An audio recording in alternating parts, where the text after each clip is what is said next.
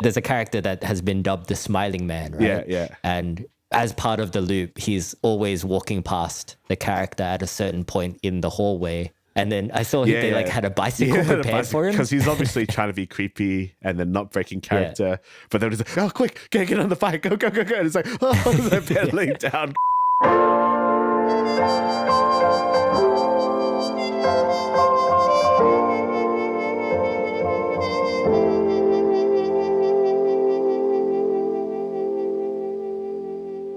Hello, everybody, and welcome to another episode of Two Asian Blokes Podcast, a podcast where we talk about Asian pop culture, films, TV shows, comic books, anime, music, food, video games, whatever we're feeling at the time, really. My name is Dan with H. With me, as always, my co-host, Thavy. What's up, Thavy?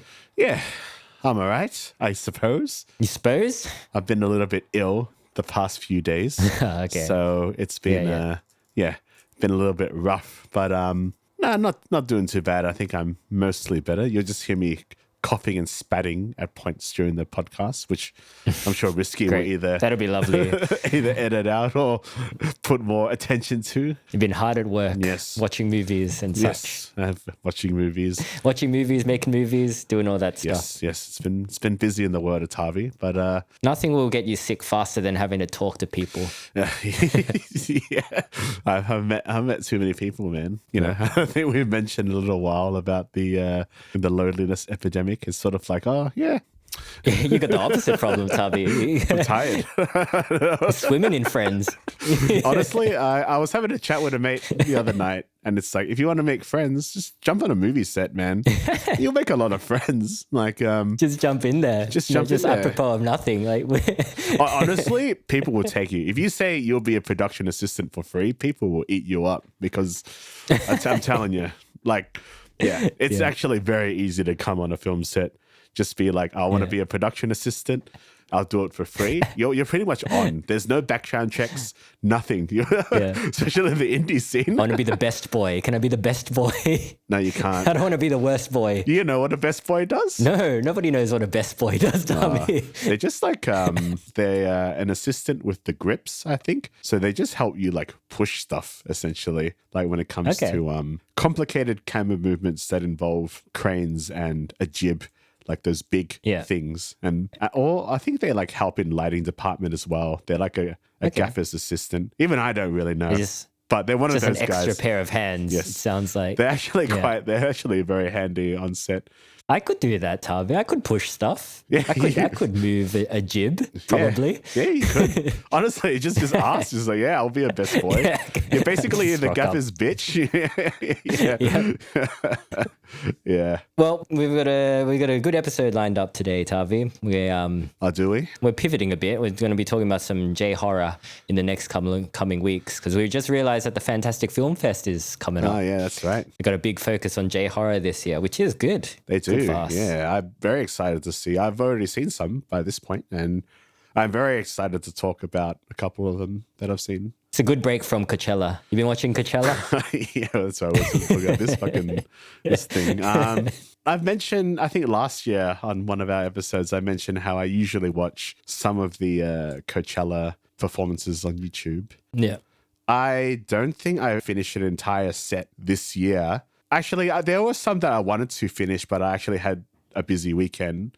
So I only managed to catch a few songs of the sets that I really wanted to see.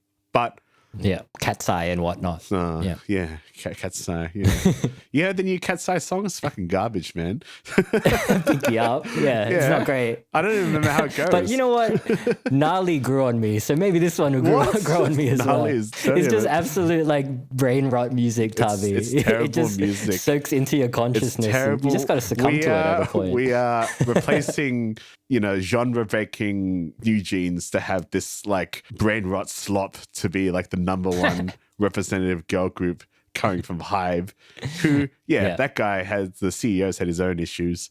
But, I knew I was right all along because Hive's corrupt as fuck anyway. But, that's K-pop. But with Coachella, I saw the lineup last year and I was like, this is one of the worst Coachella lineups I've ever seen in my life. Was it last year's lineup? No, as in like the announcement for this year's lineup. Oh, right. And I was just like, you can say what you want about Justin Bieber. I'm not a huge fan of his, but people like his music, and he does He can make some good songs. I just don't personally like him. Yeah. But do you like watching him watch YouTube? No, for an hour and a bit? I was having a chat with Boone about this because he likes Justin Bieber and he's sort of like, it's partly genius, but I'm like, yeah, I don't know about that. I think it's just lazy because go up there and perform. It's both, Thavy. Things can be lazy and genius at the same time. Go up there and perform with her. Put some effort into it, man. Paul, I didn't watch the set. I don't know how. Like you'd have more knowledge about how the set was, if it's lazy or not, as a more neutral point of view. No, I mean, if you've seen clips, it's pretty much what you saw. Was there just him with a laptop. Was there a band on stage or anything like that? Yeah, he had a band and stuff, of course. Okay. But yeah, it was like he'd take requests and play shit. Sometimes it'd be a random video that he just reacts to, but most of it was music from like his past discography, I guess. Yeah. Part of it was like symbolic, I guess, as well. Yeah, because he was discovered on YouTube. Kind of full circle shit. But it's not like he's like quitting music, right? He's still making music. Yeah. Yeah, anyway. But he's had a long career, Thavy, I guess was the point, Yeah. I don't know. There was a little bit of meaning behind it, I feel. And like you, I'm not the biggest Justin Bieber stan. So it's not a hill that I'm going to be dying on, but I can kind of see the thought process behind it. And you know what? If you can get away with putting in minimal effort, I think that's fine. I think it's totally fine to put in exactly amount of effort. I don't know about that. Then we should all just not put any effort into anything and just be If I could get away with that, Thavy, with this podcast, I would. We are doing that. Well, to an extent. You do a lot more than I do. We're doing it wrong though, Thavy. But yeah, I mean, Sabrina Carpenter as a headliner, like really? This is... one of the most milquetoast artists to ever sort of be. Well, she put a lot of effort into her set, from what I saw. Yeah, I'm sure she did. Had a lot of production value. But like, this is me gonna sound old, but this is just comparing to what I know. It's like you should, I guess, critique what Coachella is now, which I guess I am doing. But like, it was just so much better back in the day, man. Like, all right, Boomer. Come on, I mean, like, come on, man. Like, there were headliner acts. You got like Rage Against the Machine. He got Radiohead. Even like Blur. Even like let's think of the more contemporary pop acts that are there. Even I guess Blackpink. They all have a certain style. But like, isn't Sabrina just the Espresso Girl song? Isn't that all she's got? Like, yes, among others. No, she's got a shitload of songs, Thavy. I don't know them all because I'm not a huge fan, but I don't think her career is necessarily worse than any of the others. Yeah, I think she's earned her place. I don't know. With my minimal knowledge of her work, I think she's earned her place. I think for her as an artist and I guess a person, it's just not music that you're into, Thavy. But it's like, I think that the issue is back in the day, people go to music festivals for the music, right? Yeah. And people these days like music, but not the music. They like the artists or they like the persona, but the music is pretty... It's secondary, I guess. Which is unfortunate. But like, I'd be hypocritical to say that as well because I listen to K-pop, that is pretty much the essence of music is secondary. But, and there were a lot of K-pop acts this year and I watched... I think I turned... Which is great, by the way. I feel like it's great that K-pop is being seen by more people. Yeah. I wish there was better K-pop this year, but Big Bang was there. Big Bang was there, Thavy. Yeah, I didn't watch Big Bang. It was so good. Yeah, I don't know. Because Coachella used to be the indie alternative, like the rock fest. Yeah. There were some metal bands, but it was mostly like if you look at like the fashion sense and why people went back in the day, it was a lot more scruffy.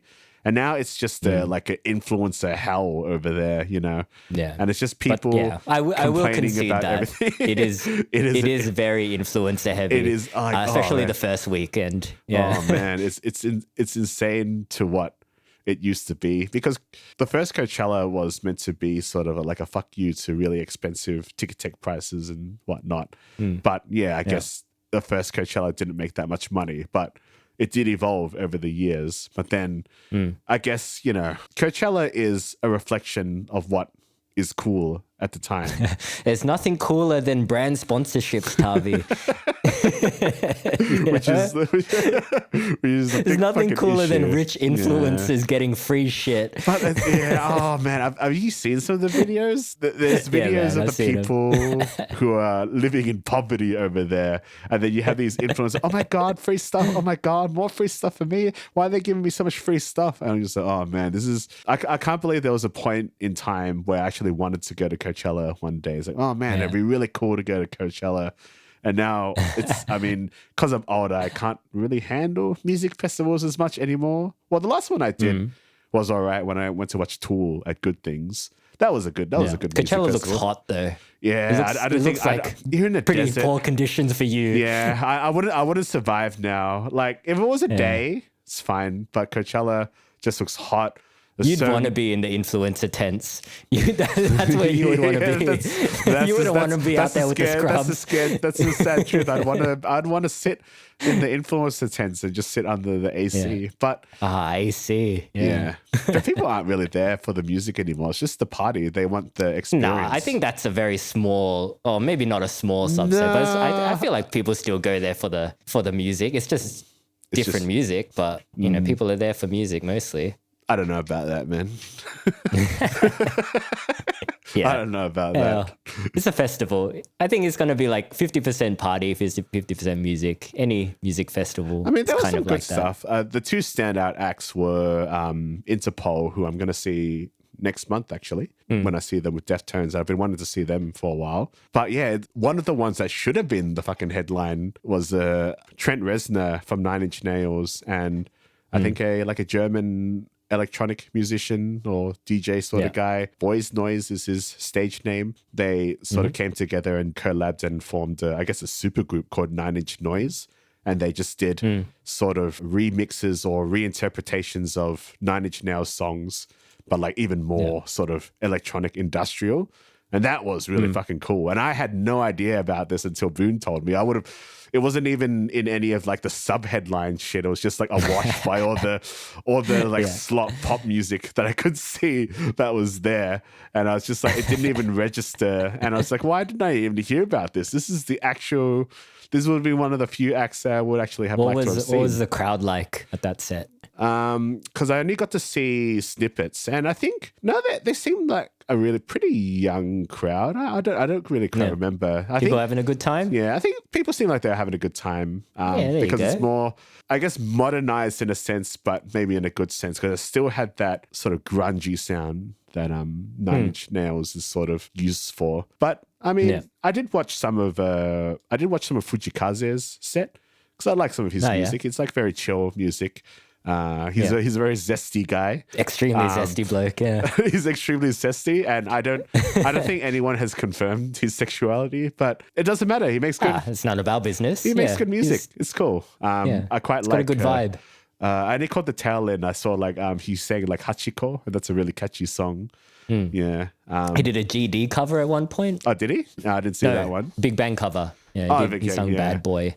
And then I think I saw some Sydney band, which were all right. They were like a pop punk band, so it was a bit more raw. Yeah. And then Taemin came on and he sang one or two songs, and then I didn't watch Taemin. I just turned it off. I was just like, oh yeah, it's fine. But I did something else. But, it sounds like there was something for everybody at Coachella this year. But more. It's definitely a pop. It's so. Yeah, it's transitioned more into pop now. Yeah, it's transitioned. I call it influencer music. It's just, I think the headline is sort of the epiphany of influencer style music. Just everything that is trendy and modern, but not actually very good. And I'm probably going to get haters. That's capitalism, Thavy. Yeah, that's capitalism. Yeah, they got to pay the bills somehow. Yeah, just the shitification of it. Yeah. Until a new music festival comes out. Yeah, it's such a fine line of wanting the thing that you like to be more recognizable, but then when it gets popular, like other people will and then you can bitch about it. And then I can bitch about it and say it used to be good. Yeah. Everybody wins. Everybody wins. Now you know how our forefathers felt. Yep. It all comes full circle. Speaking of full circle, Thavy, we're talking about a movie today, Exit 8. Yes, nothing to do with Coachella. Nothing to do with Coachella, nothing to do with Fantastic Film Fest, but it is a J-horror experience of sorts. Yeah. So we will do a non-spoiler section before doing a spoilers section, but I think if you want to go in blind, it's probably a good idea because, this is a pretty surprising movie. Yeah. So, Exit 8 is a 2025 Japanese mystery psychological horror film directed by Genki Kawamura, who co-wrote the screenplay with Kentaro Hirase based on the 2023 video game developed by Kotake Create. The plot centers around a character, a couple of characters, a dude who is exiting from a train station only to find that he is stuck in a looping train station corridor. And in order to exit this looping corridor, he needs to look very closely for anomalies or differences in the corridor's loop. And if he sees one, he has to turn back. But if he makes a mistake, he goes back to zero and has to start all over again. There's other stuff going on, but we might save that for the spoiler section. Yeah. But that's basically it. It's based on a video game, and it really, you can tell it's based on a video game from this get-go. Have you played the video game? No, I haven't played it. I've definitely heard about it. I've seen snippets of people play it, but I've never actually watched the entire playthrough. I think it's been a game that I've been wanting to play for a little while. I think it was, or it might be sort of the first of a genre called anomaly games. Essentially, it is basically spot the difference, but you are sort of looking through different things and seeing if you can find the anomaly, the ghost, something's different, something's wrong, and then you have to sort of acknowledge that. One of the new sort of games that I wish we kind of did it for the podcast, it's called Knock on the Door, and it's like similar where you are sort of in an apartment and you have to like look for different anomalies that haunt you, and if there's no anomalies, you have to like take these pills to get better, but you're meant to ignore the pills if there's no anomalies. But it's pretty... Okay. It's a pretty scary. It's much more jump scary than Exit 8. But Exit 8, the film, so it seemed like this movie had been coming out to release for ages because I think it did its festival run. There was already reviews about it. Well, it came last year. It came out in August, right? In Japan. Yeah, I think the initial reviews were positive, but then when it had a wider release, it was a bit more mixed.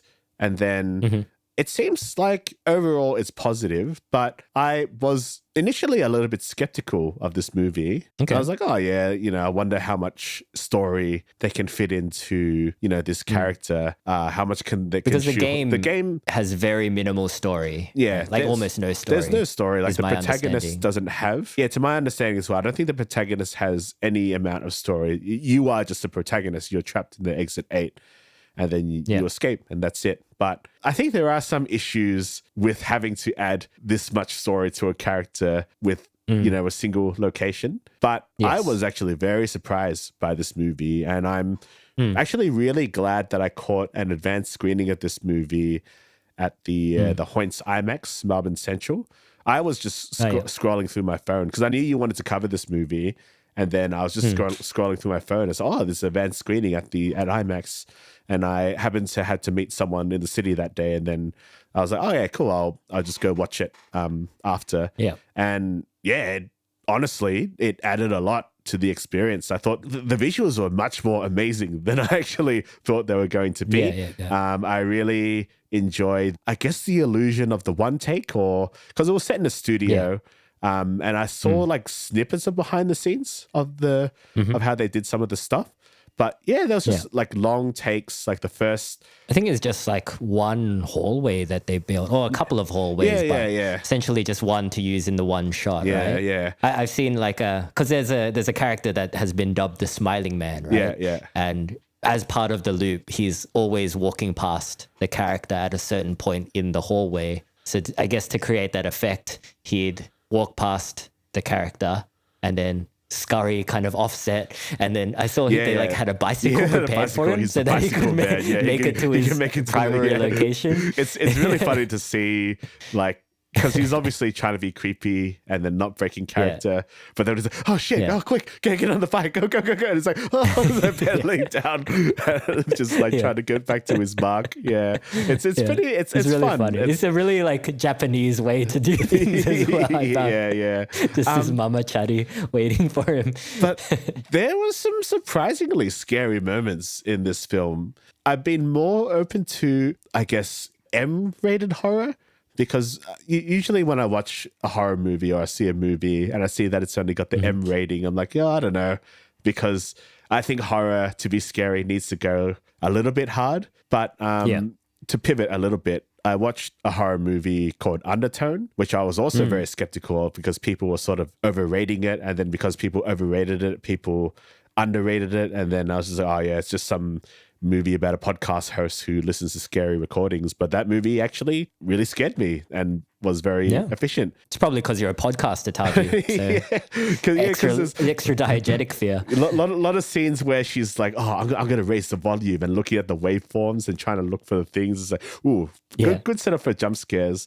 But then I watched Lee Cronin's The Mummy, which I was really excited for. I think you've seen this movie as well. I have. And I watched it and it was just okay. Like, it's quite ghoulish, but it was not very scary in my opinion. And I think a lot of the jump scares didn't get me. Right. And it is gory as well. Yeah. Oh, it's very gory. It's very violent. But it's kind of like gore for the sake of gore at that point, maybe? Or like it's just unnecessarily mean at times. Well, it was too held back because like, there's a lot of kid actors in that movie and he couldn't go full Evil Dead. But I don't know. Just they go pretty far. Little girl says the C word at one point. It's pretty hard. Yeah, but it's kind of like, it's a bit of a cliche now. It's like they've done it since The Exorcist, but there was just too much noise in that movie for me. And I think a lot of horror movies, like bad ones, don't really know how to utilize silence very well. Yeah. And I think going back to Exit 8 and maybe Undertone, a lot of it is dread and a lot of it is silence and a lot of it is sound design as well. Yep. And the IMAX screens really added a lot, especially the like the clopping of the footsteps in the tunnel. I was really surprised how much it added to my experience. Yeah, it was great. Yeah, it's not necessarily a movie you would pick to be great in IMAX. Because like you said, there is quite a bit of silence in it. But yeah, I could definitely see how it would work. If you can get past the first 5 to 10 minutes of it where it's all in first person, I would be retching if I saw that in IMAX. Oh, really? I was like uncomfortable for that whole period in my screening, and I wasn't even in IMAX. It's just it's a little bit nauseating, that first person view. And then when you add in like his heavy breathing and because he's got asthma, right? He's got asthma, yeah. Oh yeah, that's right. That is very anxiety inducing. It is very anxiety inducing, yeah. It's weird because I used to get pretty bad motion sickness as a kid. But I don't really these days. I get motion sickness on a boat, but I mean, who doesn't? But because I know some people who play, FPS games and stuff like that had that same issue where if they play too long, they get motion sickness. And I assume that would be the same for, a lot of found footage style films and I guess that POV view. But I've never had an issue with that. Yeah. When it comes to watching films, I've never had motion sickness. Yeah. I had that issue when we talked about Carter in a film that's all first person action. I think it's when it's like too shaky. And then I had to, I couldn't watch that on like a bigger screen, even like my projector at home. It was kind of too much. So I had to watch it on my phone to actually get through it. Oh, really? Yeah. I have mentioned before, I do get sick when I watch like a really bad movie. And I'm talking about movies like the Adam Sandler one that was on Netflix a few years ago. The Bat Mitzvah one. That movie made me feel sick because of how bad it was. Like literally. Sometimes some movies are just like, this sounds like the ultimate cinephile. But I feel like, oh man, this is so bad. When there's so much, I guess, Gen Z brain rot dialogue in a movie, it makes me feel sick as well. Yeah, fair enough. So, lucky there's none of that in this movie. In Exit, it's good. It's quite good, especially when you consider what it is adapting, because as we mentioned, there is not much plot in the original video game. They've just taken that core concept of the video game and injected it with a storyline and themes. But yeah, I mean, even like the theme of the video game itself, I found quite interesting. Like I watched an interview with the director, Genki Kawakami, and they asked him, why did you choose this video game in particular to adapt? And his answer was he noticed like when people are on the train just staring at their smartphones, they're kind of not noticing what's happening around them. But even within the content that they're consuming on that smartphone, they're like looking at, you know, war, atrocities, toxicity all around them that's happening all over the world, but they're not really seeing it. They're choosing to ignore it and just scroll through. So it kind of works with that like through line of, you know, the game itself is when you see an anomaly, you're forced to turn around and go the other way, right? I really like that as a theme. Yeah, I like that as a theme as well. I think if they had stuck with that theme more, it might have been a stronger film because I think you mean with the central character? Yeah, I think they tried to pivot too much in there's another theme. The central theme is parenthood. It's about being a good parent, which is random. It felt random, It's random. Right? It is random. Yeah. It's a little bit shoehorned in because I do like the idea. It's a lot more cynical to have the idea of, you know, people ignoring the atrocities of what is happening in the world. I mean, fucking recently, you know, somebody tried to kill Trump again. And you got the Iraq war that's happening at the moment, but you have just several other wars that are happening. And I actually really get that kind of theme, and that's a theme that I like to work with as well. But I think the parenthood thing seems like it was there to be more digestible and less cynical. Not like a movie that we're probably going to talk about in a few weeks' time. But it is very much like, oh yeah, we need it's more optimistic, something right? It is more optimistic. And like, to be honest, I didn't mind it that much at first, but just thinking about it, it's like, yeah, I wish they kind of stuck more towards the theme of... It's not bad. It's not a bad theme. It just seemed like it belonged in a different movie. And at the end of the day, it kind of felt like a missed opportunity to me. Because when I heard about this project, you know, the idea of just going around in loops, like I kind of thought of like The Grind, you know, which is very much a thing in Japan, right? They touch upon, I think they touch on it They touch upon it with one of the characters, but it's not like the central theme. It's not the theme that ties into the central character, which, I don't know, I feel like maybe that parenthood theme was just used to kind of flesh out the story because maybe it would have been too thin otherwise. I do think it was spread a bit too thin anyway. Like, I think this would have been a really good short film, but as a full-length feature, but who's going to pay money to go watch a short film in the cinema, Dan? Yeah, exactly. And I mean, that's no shade on like the filmmakers, but it's just, you know, it's just the reality of it. It's not enough of a plot to justify a full-length feature. That said, what they did with it and like how they went about making it and like a lot of the visuals and the design of everything, I was very impressed by. To take such like a minimal concept and the liminal space, I guess, and use it so creatively because it is very watchable, I found. I'm very impressed that it didn't feel repetitive to me. I've seen that as a criticism, but like it's about repetition. The whole thing, the whole movie is about repetition.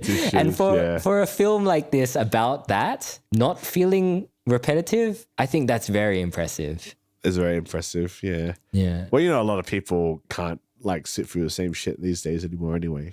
But it's not. I don't think it is the same shit over and over again. Like, I think it's just different enough to not feel repetitive, even though the entire premise is based around repetition. I never felt that this movie was tedious.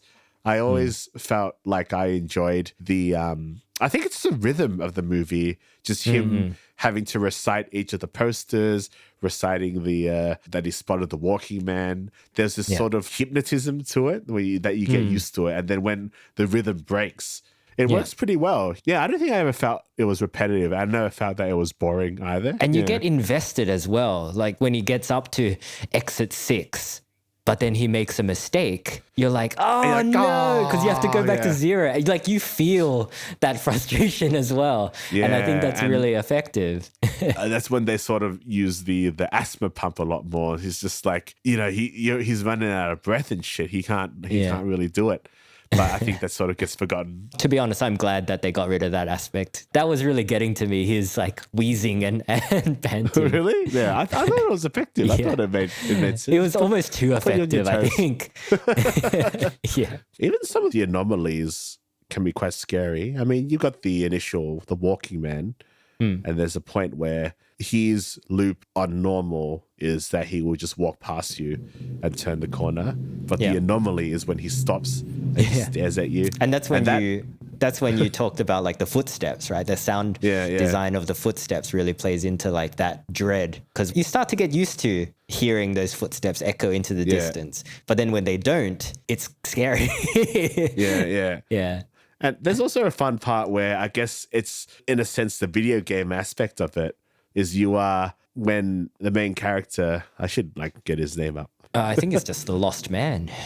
Is what I'm looking at. It's just the Lost Man. Yeah. It's that's right. The Lost Man. You follow him and then you actually end up looking for the anomalies with him as well, because a lot of these kind of movies are you trying to spot things that are different in the background. And I think that's a fun interactive aspect of the movie as well, that you are sort of joining in on the hunt. Yeah, like the director, again, he was talking about adapting a video game that is kind of all about interactivity into a film where you lose that interactivity. And he ended up talking to Shigeru Miyamoto about this, the director of Nintendo, right? And and Miyamoto told him like the best games are not just fun for the player, but they're fun for anybody watching the gameplay as well. That's why people like watch streams of people playing video games, right? Yeah. So I think Genki really took that to heart and made a film that is, designed to be entertaining, not just if you were to play it, but as a viewing experience. I think we can do spoilers from here, because I feel like if we start to get too much into the anomalies, it kind of takes a bit of the fun out of watching the film. But yeah, I would recommend watching this. I think it's not a traditional horror film. Yeah. If you're looking for jump scares and, gore, you're not going to find it. But I think it's a pretty like clever, cerebral and minimal film. Yeah. Really good ideas in there. So yeah, definitely worth a watch, I'd say. Yeah, go watch it. Try to catch it at a cinema. I think this is Try to catch it at IMAX. Cinema movie. Yeah. Don't watch Michael. Go watch this movie instead. I'm going to watch Michael tonight, Thavy. I'm going to watch Michael tonight. Yeah, but that's our plan. I've heard that it's been, I'm surprised at how negative the reviews have been for that movie. Yeah. From what I hear, it is also a very milquetoast movie. But if you like Michael Jackson, you're probably going to like the movie. Yeah. I like Michael Jackson. So, I don't necessarily like his extended family, and I kind of don't want to give them money, but oh well. I'll watch it anyway. It's probably fine. Yeah. Anyway, should we do some spoilers for this film? Yeah, let's do it. Yeah. There's another anomaly that sort of comes in the middle section of the film, where it's in the form of like I guess is it a schoolgirl? Yeah, high school girl. She sort of has like a freak out moment, and I thought her performance, she's not in it very much, but it's quite scary. Like when she sort of like, I guess cuts sick at one point at she does the some other character acting. at a point, and it was like, oh shit. I mean, she does that sort of stillness at first, and it's quite eerie. And again, they utilize the sound, the absence of sound as well, which is as important to sound design as much as sound. And it makes it creepy. Even the smiling man himself, like there's nothing inherently scary about that visual, right? Yeah. But it's just creepy, right? It's unsettling. There's something a bit uncanny about it. So just taking things that aren't really scary on their own and injecting a bit of horror into it just through, technique and through like camera angles and choices it's pretty good stuff. There's one moment that I actually found quite creepy, which I think, I don't think it was intentional to be scary, but the main plot or spine of the story is that the lost man is on the train and then he's hearing a baby crying And then the salary man in front of her is yelling at the baby to shut the fuck up. Who brings a baby on board and blah, blah, blah, which I know some friends are going to have a fun time in Japan later in the year. They're taking their kid, aren't they? Bringing the kid on. Just get yelled at by salary man. And then he gets a call from his, I think, ex-girlfriend at the time. Mm-hmm. Or they're sort of in the midst of breaking up, but she says that she's pregnant. So he is like, no, I'm going to come in and see you. And she's like, no, you don't have to worry about it. So I guess the conflict is him deciding whether or not he wants to have this kid or not, which it kind of feels a bit random, but it ties into one anomaly where he's walking through the station and then he doesn't notice anything is wrong. And then he gets a phone call. And it's interesting because at this point, do you suspect that this is just another anomaly because it's breaking the cycle? But is it literally just, I can get signal at this point, Yeah. So I liked that ambiguous aspect of it. It's unfair if you ask me, Thavy. It's not not playing fair. The game, no, it's the game. You got to pay attention, you just got to, just got to think about it. There are some rules that are a little bit broken, I think, and it's a little bit unclear about. But the thing is, he talks to his I guess, ex-partner, and it's just the usual, am I going to come see you? I'm going to have the baby.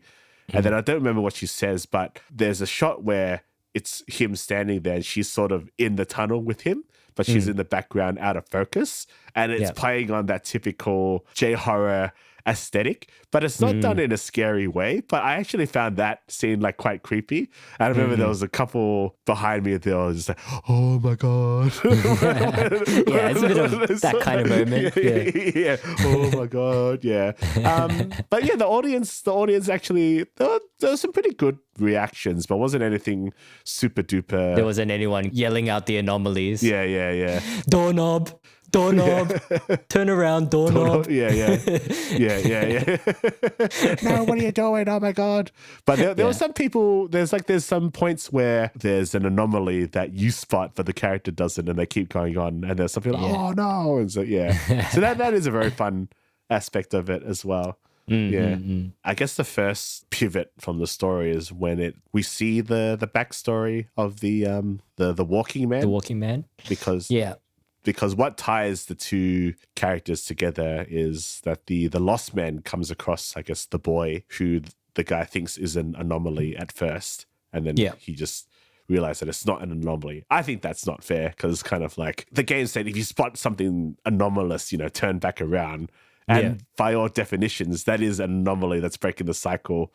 But the rules are like, it's just different. It's just different. But he's just another player. So he's just another player. Yeah, no, it's just different. It's fine. But then there's a tie-in that shows that the walking man was initially just a person as well. And then you sort of see his story. That's when he comes across the schoolgirl who sort of has a freak out. So the schoolgirl in his situation is the walking girl equivalent of the walking man. Yeah. But this is where she pretends that she's an actual player as well. So the game is the game master, which is also unfair. It is a little bit unfair. The game master is just recoding. So I'm making the rules and I want to do whatever I want. It's just and then he sort of picks up that she's an anomaly, but. Yeah, because she starts freaking out, Thavy. She starts glitching. It's pretty obvious that she's an anomaly at that point. But there's bits where I guess that the boy's backstory is that he has sort of lost his mum or something. Yeah, but he ran away purposefully from his mum and then got lost in this exit situation. He's a mute as well. He's not mute. He just doesn't talk to strangers. He just talks to strangers. But he sort of playing the game, but also not. But he spots anomalies, but doesn't tell the guy that they're following. And there's points where it's kind of like, I get it that they're trying to tell, a story with some themes and arcs and stuff. But there was another part of me where it's like, just grab the guy and just point. There's something wrong here, brother. as the guy, just kind of take a bit of time and maybe the kid's looking at something important, Yeah, that's the thing. Instead of just kind of rush. See, that's one thing that kind of bothered me about this film is that once you understand the rules, there's not really a threat, is there? Yeah. The only threat is like giving up. Well, there technically is a threat, because that sort of comes into this story where I don't really know how this works either, but the exit seemingly reveals itself to the walking man initially, too early. But this is when the kid is like, nah, you can't go. But he just like tries to say no. But the guy's like, I need to get out of here. Yeah. But he ends up becoming part of the game. So the stakes are, if you choose the wrong exit when it reveals itself, you are trapped forever. If you don't follow the rules.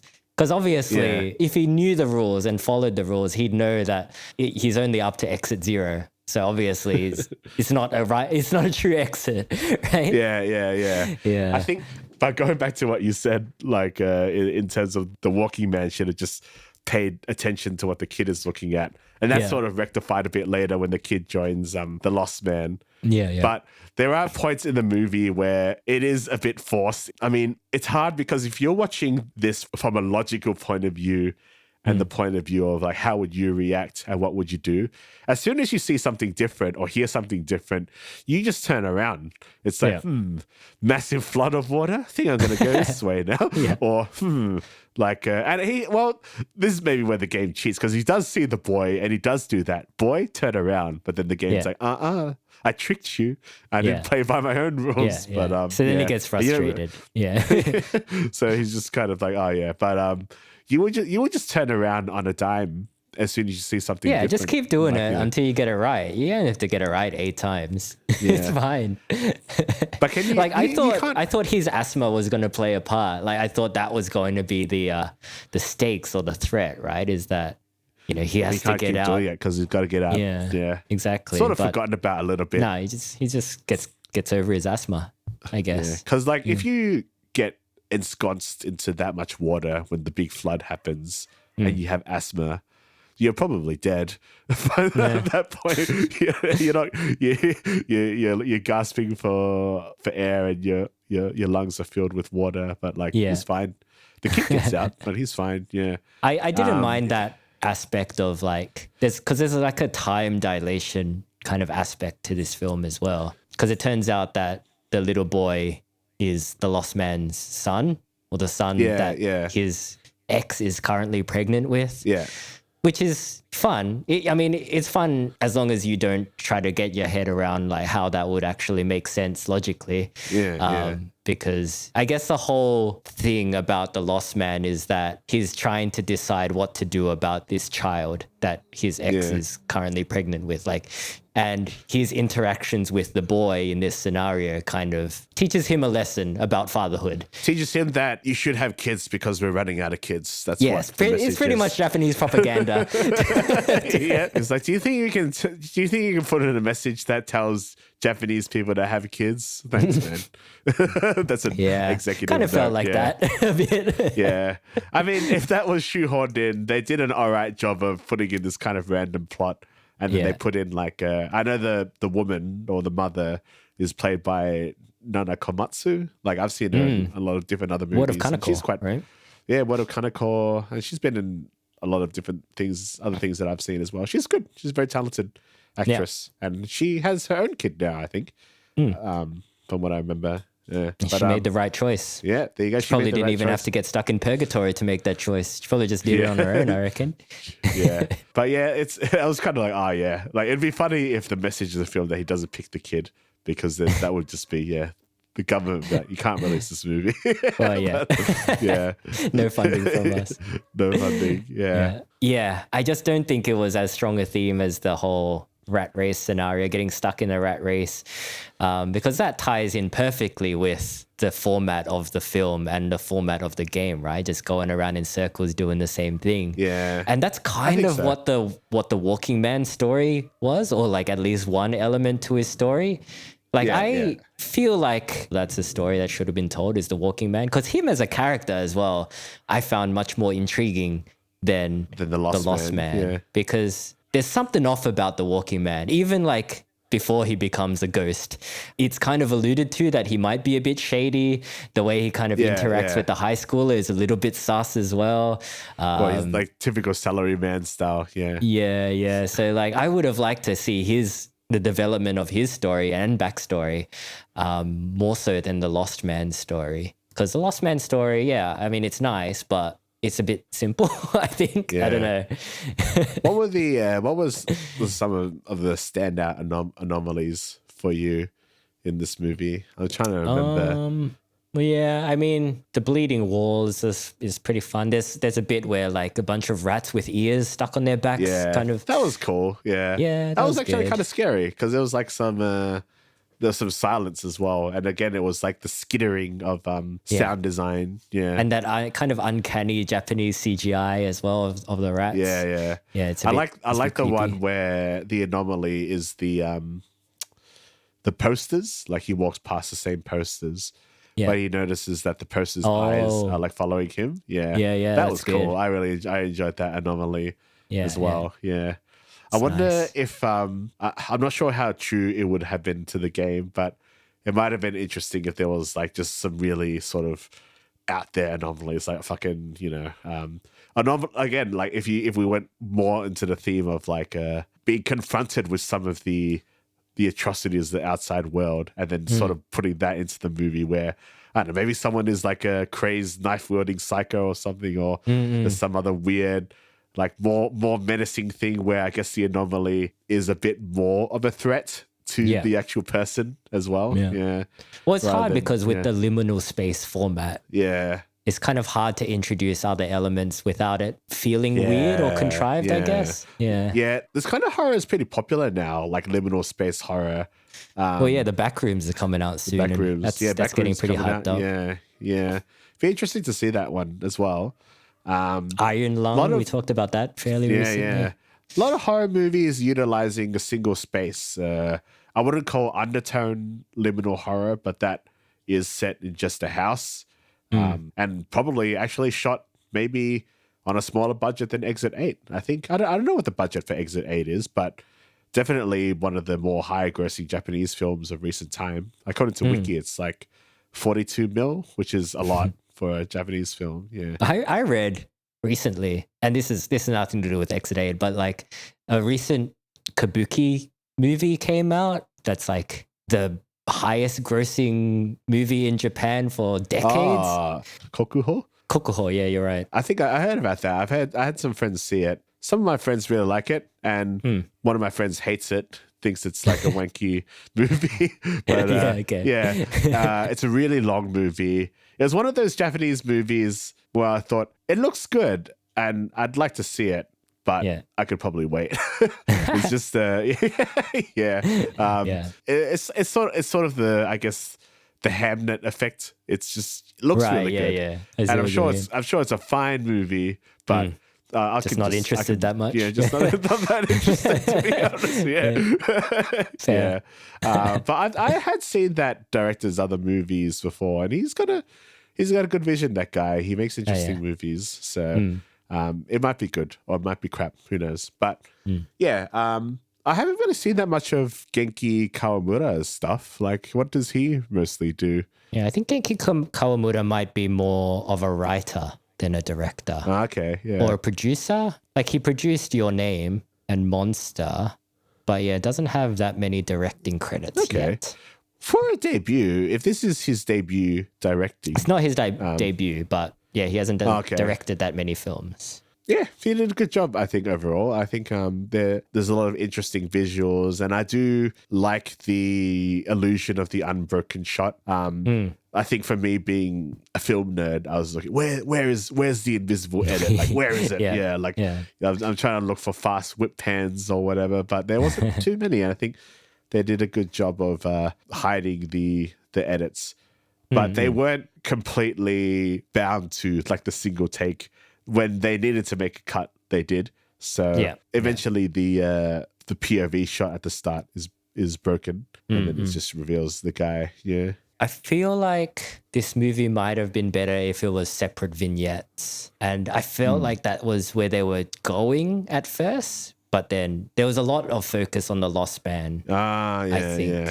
Actually, that's a good point. Yeah. Japanese horror stories are quite well done when it comes to the anthology format as well. Like Ju-on is just a series of stories where people get got by a ghost and they're all tied to that one ghost. But this one, I guess it decided to focus on the Lost Man as the central character, which, I don't know if that was the right decision. Yeah, I feel like I would have liked to see more of specifically the Walking Man, but maybe even the boy's story. I don't know. The story of the Lost Man might be a little bit bland per se, but I don't think that really took it too much out of the experience. Like, I think I was just enjoying the technicality of the movie, that I didn't really mind too much of the shortcomings of the story. What did you think of the resolution of the film? So the Lost Man, he kind of gets a choice on whether to abandon the child for his own gain or whether to go back and save the child. And contrary to the Walking Man's choice from earlier,